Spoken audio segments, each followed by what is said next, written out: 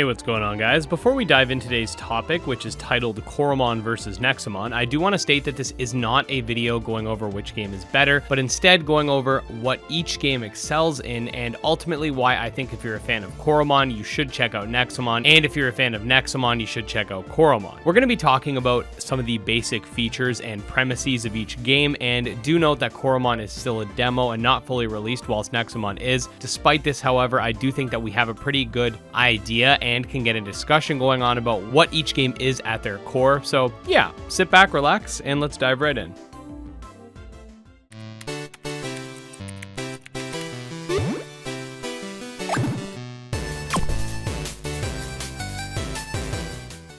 Okay, so there's two main reasons why I decided to put this video together. Number one, because I have a lot of Nexomon and Coromon fans on the channel since I've covered these games so heavily, and I want to emphasize that I really believe that most people who enjoyed one of these titles will enjoy the other. And two, because I've gotten questions in the past asking, should I play Coromon or Nexomon? And instead of trying to provide some sort of definitive answer of which game is better, because honestly, I don't think there is. I love both of these titles a lot. I can instead give you guys an idea of which games do what better and worse. So for starters, both titles are story-driven RPGs with a fun, quirky twist, feature turn-based combat, a battle system similar to Pokemon but with stamina management instead of PP, feature really cool monster designs, and more. Each of these games is also either already or will be out for mobile and PC, as well as consoles, albeit in Coromon's case, only the Switch has been announced, but with both Nexomon games, we have them out on all major platforms. That said, each of these games definitely excel in different things, and I think that if you felt that one game may have been lacking in one thing or another, you'll find that in the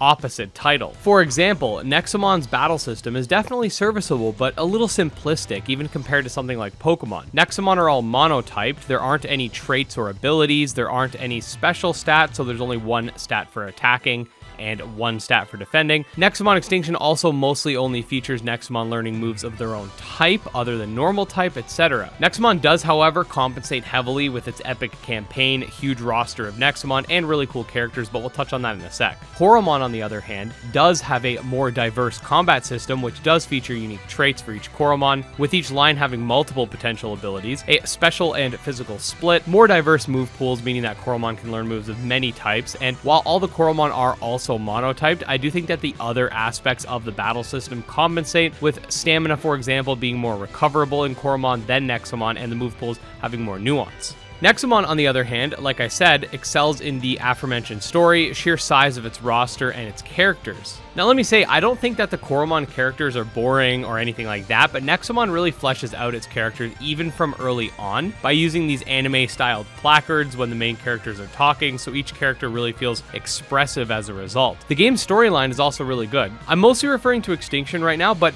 there were so many twists and turns in that game that I honestly did not expect, and it was quite enjoyable. That said, Coromon again isn't complete, so it could end up having an epic campaign, but at least from what I've seen from the first couple of hours of Nexomon versus the first couple hours of Coromon with its demo, I think Nexomon is a bit stronger in its initial character introduction.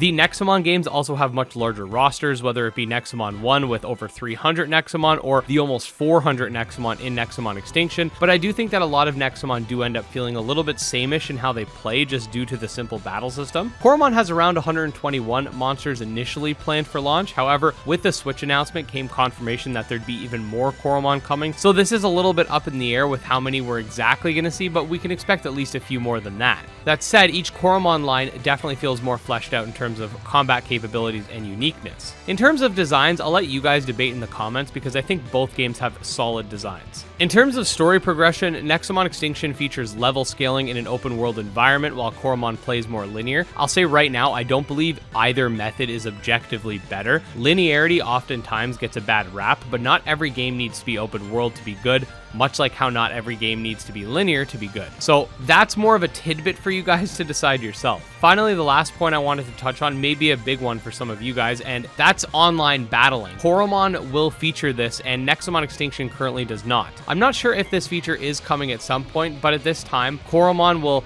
have some sort of competitive scene, while Nexomon is more of a single-player title, which again comes with its own ups and downs. Nexomon can be more balanced for the single-player multiplayer aspects of the game because of the lack of PvP, whereas Coromon may have to keep balance in mind for both. Overall, each game is solid in my opinion, and whether you decide to play Nexomon or the Coromon demo or both, which is my recommendation, you'll have a great time. Let me know in the comment section below which game you've preferred playing, if you've played both, if you've only played one, if you're planning on playing the other, etc. If you are planning on picking up Coromon's full version when it does come out, let me also know which platform you're picking it up on. I'm actually curious to see how this sort of spreads out. Either way, if you are a fan of the monster taming genre or either of these games I just mentioned, definitely subscribe to the channel because I have tons of Nexomon and Coromon videos already, and I plan on putting out a lot more this year when Coromon and Nexomon's DLC update release. Special thanks to our patrons for going that extra mile and supporting the channel, especially our mythical backers, Jim Hamilton and StealCase. And with that, we'll see you guys next time.